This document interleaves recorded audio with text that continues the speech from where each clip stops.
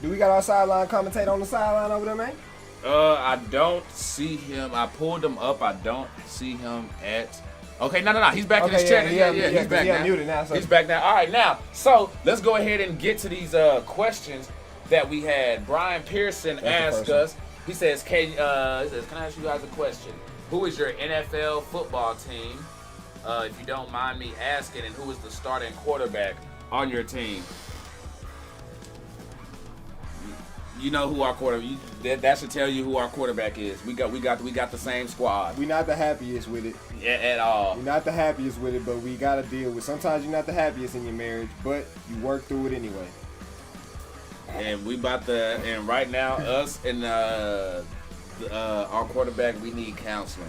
And then, oh damn. Hold on, no. Hold on. Wait. Now, Cedric, you know what I'm saying? Brian Pearson, you know what I'm saying? You heard the question. Now it's on you. Who's your favorite team and the quarterback of your team? Unfortunately, my team is Tennessee. Damn. We have our own issues. Hey, keep keeping it real though, bro. Keep keeping it real. Honestly, our quarterback needs to be Tannehill just for this year. I don't believe in Levi. I don't believe in Levis to save my life. The rookie who y'all drafted. Yeah, I could care less. Okay. And yeah, that's where we at. So we'll just see how it goes. So now, so don't the Titans y'all have Tannehill, Will Levis, and do y'all still have Malik Willis as well? Unfortunately, yes. Damn, he said unfortunately yes on that too. Malik Willis is going to have to go. He's just not ready. Not ready. I don't think he ever will be. He's been playing good on Madden. I mean, that's Madden. Come on. Yeah, I know. I'm just saying. I mean, that's so you think maybe XFL, USFL, something like that? I mean, yeah. Good luck in your future endeavors. I don't know what to tell you. Oh damn. Here's what I will say. Now, I think somebody brought up. I'm speaking to two Cowboys fans over here. Yeah. I mean, isn't it ironic? Isn't it ironic that y'all paid Dak Prescott all this money and he doesn't deliver for you guys? How does that make y'all feel? It could be spent in better places because that means we could. You know what I'm saying? I'm all for spreading the money around so we can get better players. That's the biggest issue. You know what I'm saying? There's no need to give one player all this money because then the team suffers if he, you know what I'm saying? If he ain't just a fucking, and honestly, quarterbacks don't deserve just the best money anyway because they can only do so much. Like, yeah, that's my shit. And he ain't that guy. He's just not Timothy Evans. He's just not. He's not him. He's not. And I think that, and I'm right there with him on that. And I think this is where we were talking about the kickoff show, where like today's athletes, they be pocket watching, looking at the market. Oh, well, what's this player making over here? So this person got that, so I need to get this. Yeah. And it's like you're not even good. And what happens is you have fans who they'll see, oh, you got paid that, you need to produce. Like, bro, those expectations weren't even there to begin with. You know what I mean? So I'm one who believes that the pay does not equal the expectation you should have. You know what I'm saying, for said player, because just because you pay them a bunch of money does not mean that they are that. There are times where you are forced because there's no other quarterbacks out there to go, well, who are we going to go get? When it was time to pay Dak, who are we going to bring in? That's the even more fucked up part about it. At the time, we had nobody. We got Mr. Sexual Harassment, you know what I'm saying, just now coming back on the field for Cleveland and shit like that. So he probably would have been the best option, but it's like, bro, you got a case going on and shit. Yeah. So it's like, you know what I'm saying? So it was. Hold up, Archie. So if you didn't have a choice to pay the man, why pay him that high of an amount? Because right at the time it was a lot of money, but as we're seeing right now, Dak's money in about after this season is gonna seem like small change, and we got off with a good deal at the end when you see the numbers constantly going up, inflation, contract after contract. Between inflation and then you gotta think, so would you rather deal with your toxic ex who you know you've been messing around with, you know what it's already with, or would you have to cap off, still pay that person, and then go to paying somebody new who you have no idea what you're going to get?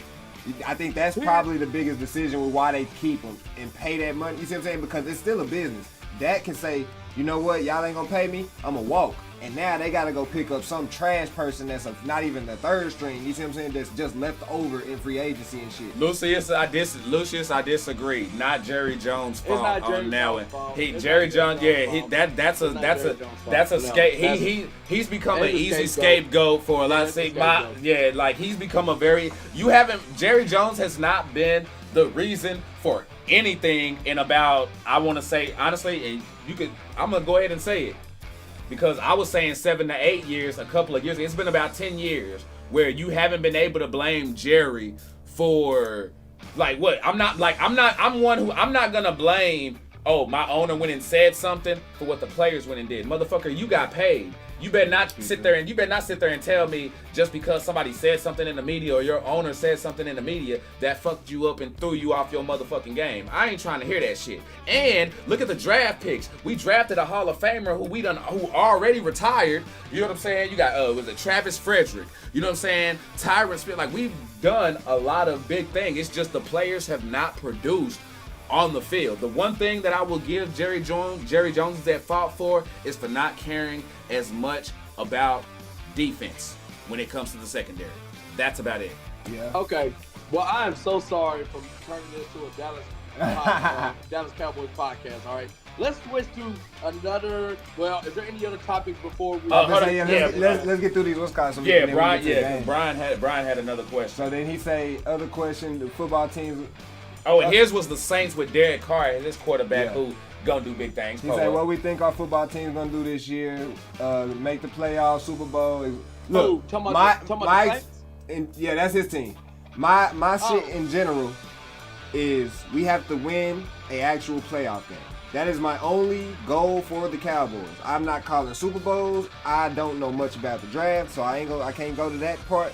But what I do need them to win, I need them to win an actual playoff game. I don't need them to win past the first round bye. I don't need them to get that as a bye week. I need them to actually get to the playoffs, win an actual game, move to the second one, and then we can go from there. All right, and you know what? I'm the exact opposite. I'll bump that. When we get to that second game, we need to get past that because that's been our problem. We always win the first one, and then we get to the next fucking. We've never won a playoff game in a minute. No, yes, we have.